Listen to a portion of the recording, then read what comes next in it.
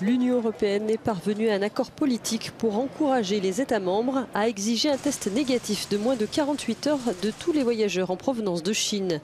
La décision a été prise à l'issue d'une réunion d'experts cruciale à Bruxelles.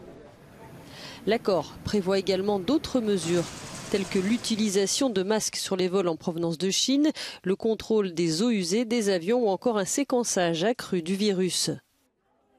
L'objectif est d'accélérer la découverte de nouveaux variants possibles en provenance de Chine, car des doutes subsistent quant à la transparence de Pékin sur la situation sanitaire dans le pays.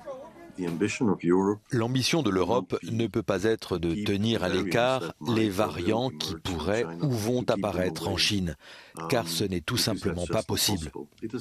Cela n'a jamais fonctionné. Les variants qui ont commencé quelque part sur la planète ont toujours atteint l'Europe.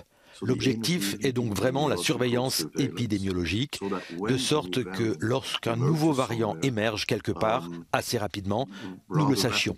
Ainsi, s'il est nécessaire par exemple de formuler de nouveaux vaccins, nous aurons une longueur d'avance pour le faire. Le mot-clé de la réunion de Bruxelles était la coordination.